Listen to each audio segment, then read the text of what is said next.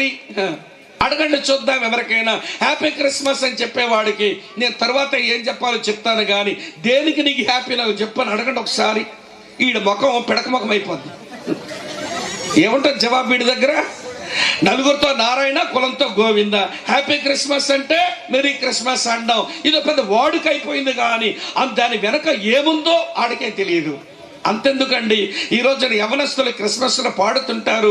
మన దగ్గర కూడా పాడారేమో, లేక తమ్ముళ్ళకి తెలుస్తుంది. ఆ పాటకు చాలా మ్యూజిక్ కూడా వాయించుంటారు ఈ తమ్ముళ్ళు. అందరూ పాడుతున్నారు, కానీ నాకు ఇప్పటికీ ఓ పెద్ద ప్రశ్నేనండి. అసలు ఈ పాట పాడుతున్నప్పుడు వీళ్ళు ఏమైనా ఆలోచిస్తున్నారా లేదని అనుమానం వస్తూ ఉంటుంది. ఇంతగా పాట ఏంటనంటే బెత్లెహేములో సందడి, చెప్పండి తర్వాత ఏంటమ్మా, పశువుల పాకలో మీకేం సందడి కనబడింది చెప్పండారా, నాకు తెలియగలుగుతాను. బెత్లెహేములో మీకు సందడి కనబడిందా? పశువుల పాకలో మీకు సందడి కనబడిందా? అరే కన్యక, ఆడపిల్ల, పెళ్లి కాని ఆడపిల్ల కన్యక తన పొట్టలోంచి బిడ్డ పుడితే ఆ బిడ్డను ఎట్లా సాకాలో సహాయం చేసి సలహా ఇవ్వడానికి తన తల్లి లేదు, మరొక ఆడవాళ్ళు ఎవరు లేరు, ఎవరు చేసుకునేటువంటి భర్త మాత్రం ఉన్నాడు. ఏం చెయ్యాలో తెలియని యవనస్తురాలు హైరాణ పడిపోతుంటే మీకు సందడి కనబడిందా అండి? సందడ అక్కడ. అరే దేవుడు నన్ను నమ్మాడు, ఈ యవనస్తురాలని, ఈమె పొట్టలో ఉన్న బిడ్డను నేను కాపాడవలసిన బాధ్యత నా మీద పెట్టాడు. దేవుడు నమ్మి నాకు ఈ బాధ్యత అప్పగించాడు గనక నేను సరిగా నిర్వర్తించగలనా లేదా అని ఆ యవనస్తులను యోసేపు హైరాణ పడుతుంటే మీకు సందడి కనబడిందా అక్కడ? ఇక్కడ ఉన్నారా లేదా? ఏంట మొక్కలు అట్లా పెట్టారు? సందడిపాటు పాడి ఉంటారులే, అందుకే మొక్కలు అట్లున్నాయి. మరియమ్మ హైరాణ పడుతుంది, యోసేపు చాలా తొందరపడుతున్నాడు. అరే బయట చూస్తే ఈ రోమా సైనికులు తిరుగుతున్నారు, ఎవడి కంట్లో పడితే ఎవడెలా ప్రవర్తిస్తాడో తెలియదని ఆ ఇద్దరు యవనస్తులు గాబరా పడిపోతున్నారండి.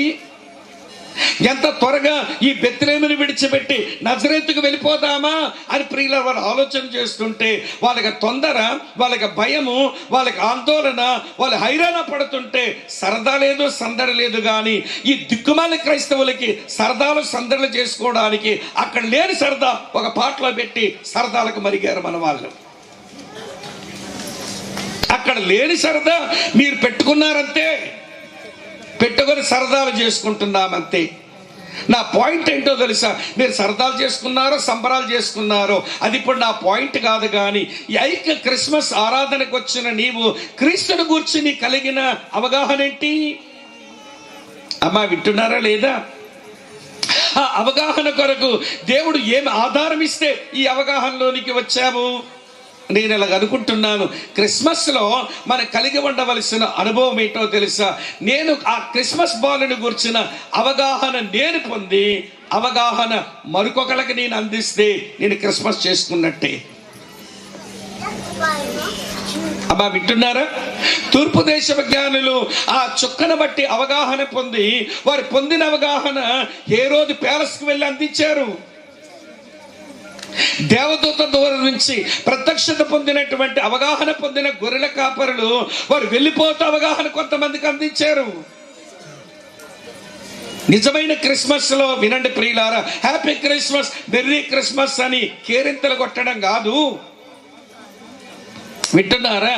ఏమంటే సరదాలు సంబరాలు చేసుకోవడం అంతకంటే కాదు. సరదా సంబరం అది లోకస్తులది, ఆనందము ఆరాధన క్రైస్తవులది. మనదేమో వదిలేసాం, లోకస్తులదేమో తెచ్చిపెట్టుకున్నాం.